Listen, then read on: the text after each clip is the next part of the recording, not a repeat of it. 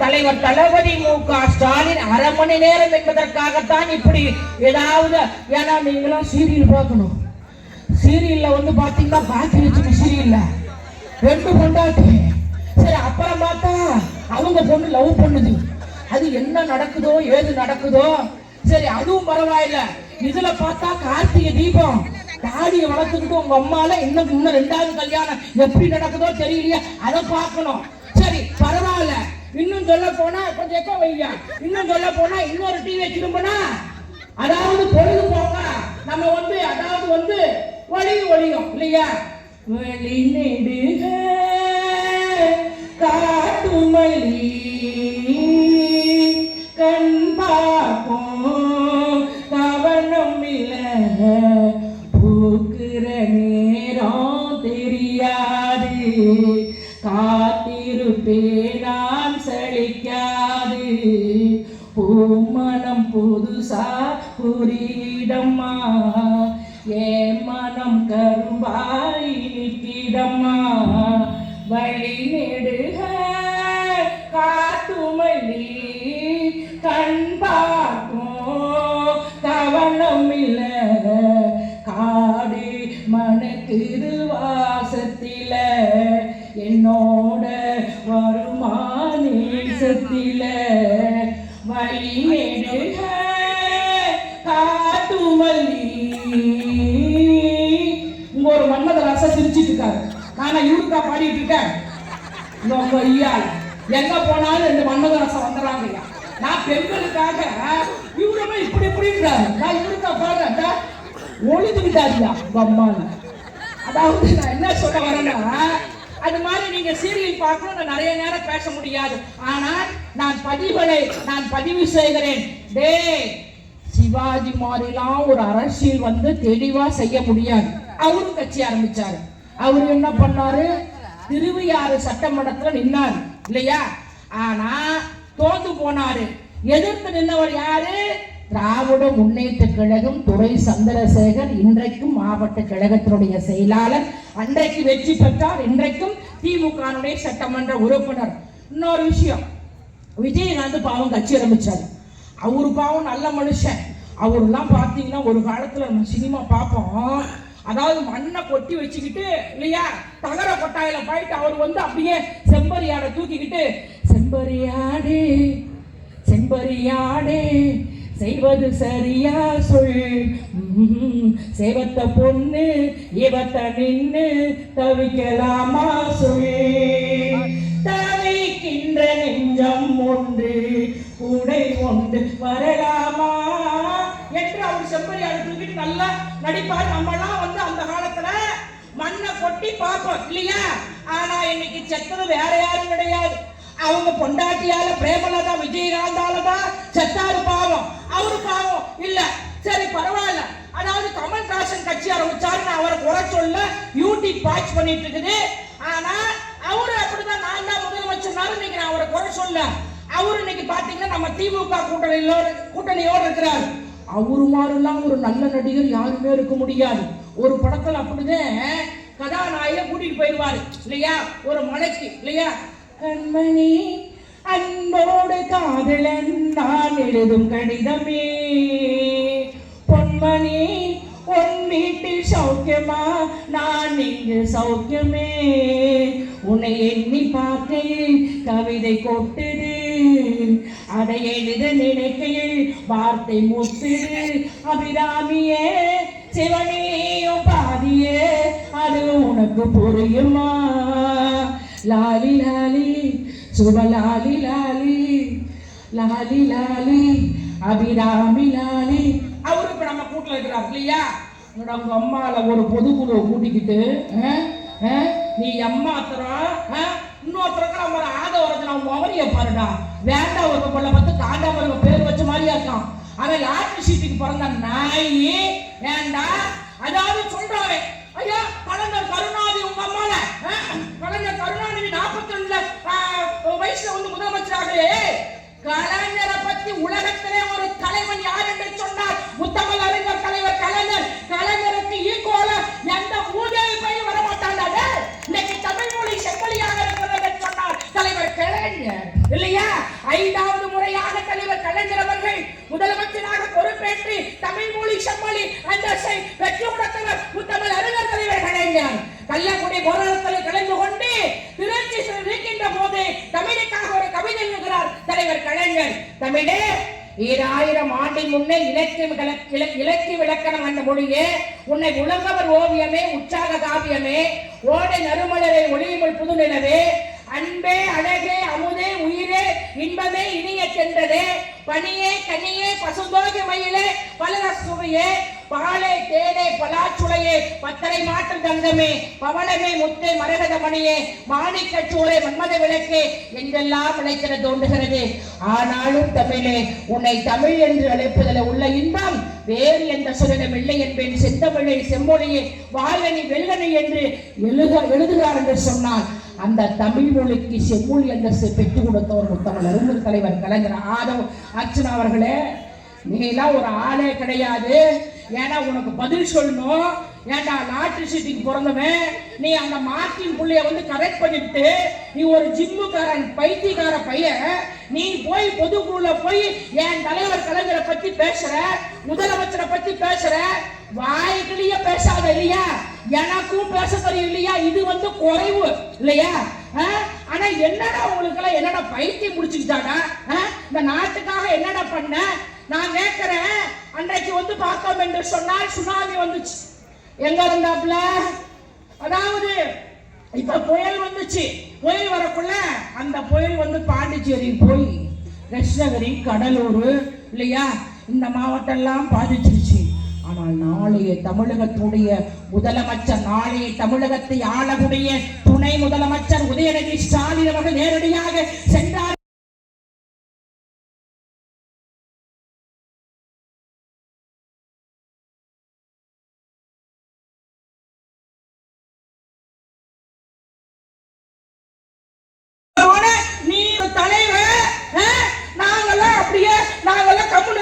பைத்தியக்கார பையில வாய்க்கிலேயே பேச வேண்டாம் இல்லையா? எங்களுக்கும் பேச தெரியும். இன்னைக்கு உங்க அதாவது மச்சனன் சொல்றாங்க, இந்த ஆதவர்ச்சன மச்சனை, அதாவது எங்க அப்பா பணத்தை நீ கொள்ளையடிக்கிறான், எனக்கும் அவனுக்கும் சம்பந்தம் இல்ல அப்படின்ற மாதிரி சொல்றான்னா, ஏன்னா ஒரு மைக்கு கிடைச்சிருச்சுன்னா, ஒரு மீடியா கிடைச்சிருச்சுன்னா எப்படியாமட்ட ஒரு இயக்கம் தலைவர் தளபதி மு.க. ஸ்டாலின் அவர்கள் தலைவர் கலைஞருக்கு மேல் இன்றைக்கு மிஞ்சுகிறார். நான் தலைவர் கலைஞரை குறை சொல்லவில்லை. இன்றைக்கு எனக்கு அக்கா தங்கச்சி 4 பேர் தாய்மார்களே, 2 பேர்த்துக்கிட்ட பேச மாட்டேன். ஆனா இன்னைக்கு தமிழ்நாட்டில் 10 கட்சி கூட்டணி கட்சியை, அதாவது 2019 இருந்து இன்னைக்கு 2025 வரைக்கும் ஒரு அழகாக வழிநடத்தக்கூடிய முத்துவேல் கருணாநிதி என்கிற ஸ்டாலின், அவர் கால் தூசுக்காரங்களோட பைத்தியக்கார பையில எத்தனையோ பேர் கூட்டணி கடிச்சுக்கிறார். ஆனா இன்றைக்கு அனைத்து கூட்டணி கட்சி தலைவர்களும் 2026 முத்துவேல் கருணாநிதி என்கிற ஸ்டாலின் தான் முதலமைச்சர், அது மாற்று கருத்து கிடையாது என்று சொல்லுகிறார் என்று சொன்னால், நாய்கள் எல்லாம் வாயடிக்கு பேசுங்க, எங்களுக்கும் பேச தெரியும். தாய்மார்களை இந்த பட்ஜெட் பார்த்தோம் என்று சொன்னால் ஒரு அருமையான பட்ஜெட். நான் நிறைய சொல்ல டைம் இல்ல, ஆனா ஏற்கனவே உங்களுக்கு சீக்கிரம் முடிச்சுக்கிறேன்னு சொல்லிட்டேன்ல. தாய்மார்களே, நீங்கள் புரிந்து கொள்ளுங்கள், ஒரு காலத்திலே புற்றுநோயால் இல்லையா எத்தனையே பெண்கள் இறந்து போனார்கள். ஆனால் இந்த பட்ஜெட்டிலே மாண்புமிகு தமிழ்நாடு முதலமைச்சர் தலைவர் தளபதி மு.க. ஸ்டாலின் 18 வயது குழந்தைகளுக்குள் அந்த தடுப்பூசி போட்டோம் என்று சொன்னால் புற்றுநோயே வராது, அந்த ஊசி போடப்படும் என்று அந்த பட்ஜெட்டிலே அறிவித்திருக்கிறார் என்று சொன்னால் உங்களுக்காக அறிவித்திருக்கிறார் தாய்மார்களே. அது மாத்திரம் கிடையாது தாய்மார்களே, இதை பயன்படுத்திக் கொள்ளுங்கள். அது மாத்திரம் கிடையாது தாய்மார்களே, அதாவது பெண்கள் பெயரில் பத்திரம் பதிவு செய்து இருந்தால் அவர்களுக்கு 1% இல்லை என்று சொல்லியிருக்கிறார் பெண்களுக்காக.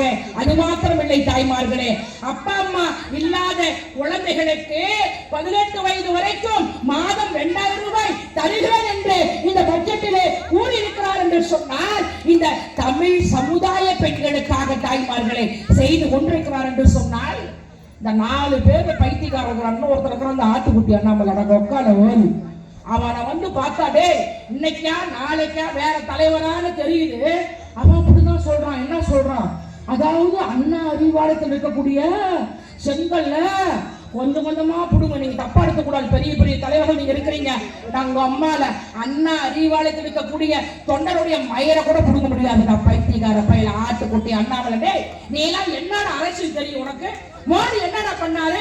அதுவும் மோடி மாதிரி இங்க சகோதரி சொன்னாங்களே உமா, மோடி மாதிரி ஏமாற்று பெருள் யாருமே கிடையாது. மோடி யார தலையில கை வைக்கிறாரோ அவங்க அம்புட்டுதான் அவுட்டு. ஏன்னா வரலாறு பதிவு செய்ய டைமே இல்லை இல்லையா? நான் வேற முடிக்கிறேன்னு சொல்லிட்டேன் இல்லைங்களா? என்னன்னா மோடி தமிழ்நாட்டுக்கு வந்தாரு ஜெயலலிதா சத்தப்ப கம்முன்னு போயிருக்கலாம். இந்த சசிகலா தலையில வச்சுட்டாரு அப்படின்ட்டு குணசேகரன் தப்பா எடுக்க கூடாது அப்படியே வச்சாரு பாரு.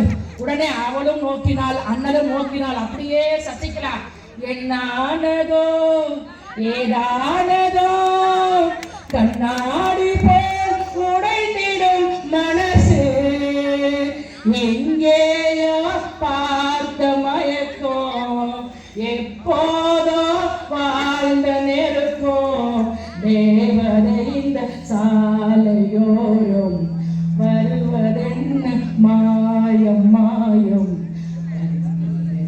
பார்க்கும் சேர்மன் சிரிக்கிறாங்க. கீழே தலையில வந்து கை தொட்டாரு பாரு. மறுநாளே சசிகலா வந்து அதாவது அதாவது அதாவது பெங்களூருக்கு சிறைக்கு போயிடுச்சு. மோடி என்ன பண்ணாரா? ஷார்ட்டா முடிச்சுக்கிறார். மோடி மாதிரி ஏமாற்று பெருள் யாருமே கிடையாது தாய்மார்களே.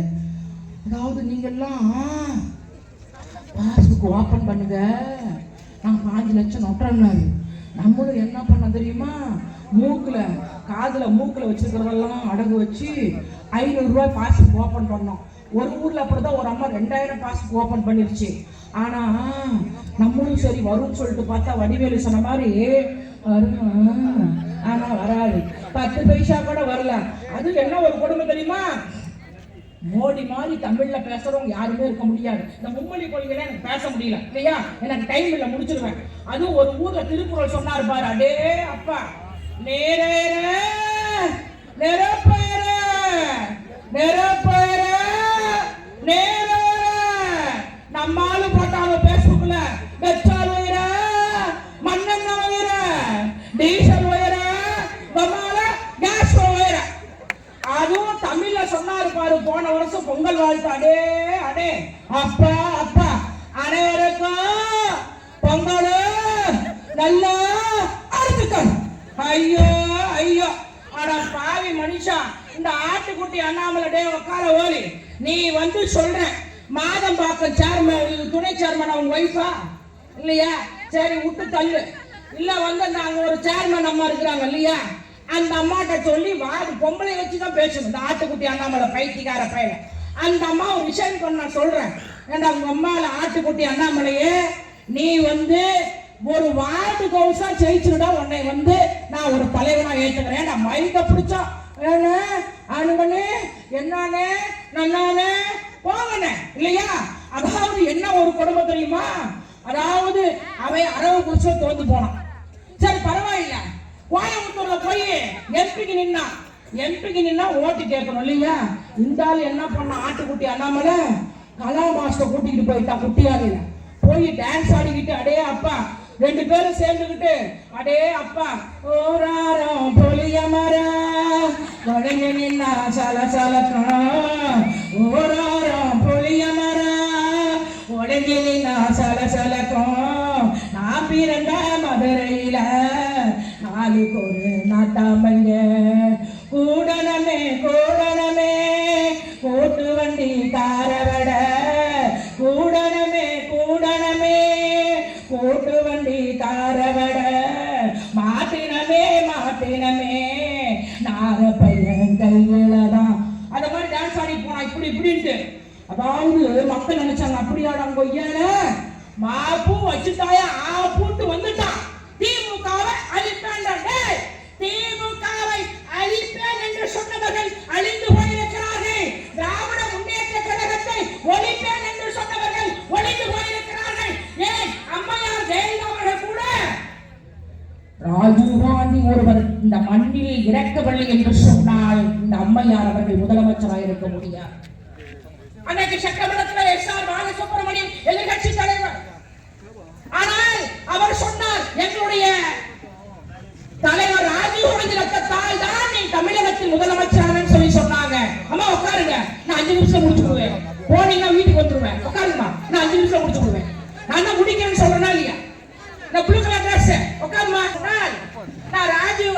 காரணத்தால் முதலமைச்சர் ஆகவில்லை அப்படின்னு சொன்னாங்க. அதுவும் என்ன ஒரு குடும்பம் தெரியுமா? சட்டமன்றத்துல பார்த்தோம் என்று சொன்னால் நான் எதிரி எனக்கு யாருமே இல்லைன்னாங்க. அது ஒரு முறை பாத்தீங்கன்னா மாண்புமிகு பேரவை தலைவர் அவர்களே, நான் பாப்பாத்தி என்னை ஆட்டவும் முடியாது அசைக்கவும் முடியாது மாண்புமிகு பேரவை தலைவர் அவர்களே நாங்க. ஆனா அவங்க வந்து பாத்தீங்கன்னா அப்போல்லா மருத்துவமனையில் இருக்கிறாங்க. அன்றைக்கு எதிர்கட்சி தலைவர் தளபதி மு.க. ஸ்டாலின் செல்லுகிறார். சென்று விட்டு வெளியே வருகிறார். கேட்கிறார்கள் பத்திரிகையாளர்கள், உங்க அம்மா அந்த அம்மாவை பார்த்தீங்களான்னு சொன்னாங்க. நான் பார்க்கல, பார்த்தேன் என்று சொன்னவர்களை பார்த்தேன் என்று சொல்லிவிட்டு இன்னொன்றை சொல்லுகிறார். எனக்கும் ஜெயலலிதா அவர்களுக்கும் பல கருத்து வேறுபாடுகள் இருக்கும். ஆனால் எனக்கும் முதலமைச்சர் ஜெயலலிதா அவர் வெளிநாட்டு சிகிச்சைக்கு செல்ல வேண்டும் என்று சொன்னவர் தலைவர் தளபதி மு.க. ஸ்டாலின். நான் ஏன் சொல்றேன்னா, அழிக்க நினைக்குவர்கள் அழித்து போகிறார்கள். தாய்மார்களே முடிச்சிடுறேன், உங்களுக்கு மாதம் 1000 ரூபாய். இன்னைக்கு பாத்தீங்கன்னா விடியல் பயணம், அது மாத்திரம் இல்லம் தேடி கல்வி, மக்களை தேடி மருத்துவம். ஏன் இன்னும் சொல்ல போனா தாய்மார்களே, இந்த எடுப்படாத எடப்பாடி பழனிசாமி வந்திருந்தா எல்லா அக்கையும் வந்து பாத்தீங்கன்னா அதாவது வந்து அடகு வச்சிருப்பான். அவன் அப்படிதான் சுத்திட்டு இருக்கான் பைத்தியக்கார பையன். என்னன்னா பத்திரிக்கையார் போய் கேட்கிறாங்க, என்ன கேட்கிறாங்கன்னா, அதாவது விஜய் அவர்கள் இல்லையா எனக்கும் திமுகவுக்கு தான் வந்து போட்டின்னு சொல்றாங்களே, நீங்க என்ன சொல்றீங்க அப்படின்னு கேட்டா அவன் சொன்னான் பாரு, அதாவது நான் பிரதான எதிர்கட்சி தான், என்னை மக்கள் அங்கீகாரமாக ஆதரிக்கிறார்கள், நீ எதிர்கட்சியாக இரு. தலைவர் தளபதி மு.க. ஸ்டாலின் அவர்கள் சொன்னார். நிச்சயமாக அதாவது எடப்பாடி பழனிசாமி பிரதான எதிர்கட்சியாக வர வேண்டும் என்றுதான் ஆசைப்படுகிறார். இதுலயே உறுதியாயிருச்சு, திமுக ஜெயிப்பது உறுதி, அதில் மாற்று கருத்து கிடையாது. முத்துவேல் கருணாநிதி என்கிற ஸ்டாலின் முதலமைச்சர், இந்த அதிமுக முன்னாள் அமைச்சர் எடப்பாடி பழனிசாமி எல்லாம் அடுத்த கூட்டத்தில் வச்சுக்கிறேன். நீங்க போய் சீரியல் பார்க்கணும், இல்லன்னா அட்லீஸ்ட் வந்து ஒளிமாவது தென்பாண்டி சீமையில தேரோடு வீதியில மான் போல வந்தவர் யாரடித்தாரோ பாய் காமிச்சிருச்சு ஒரு மஞ்சள் அம்மா அம்மா. ஆனா திமுக தான் ஸ்ட்ராங்கா இருக்குது. இந்த 1000 ரூபாய் கூட 1500 ரூபாய் மாத்துவாங்க.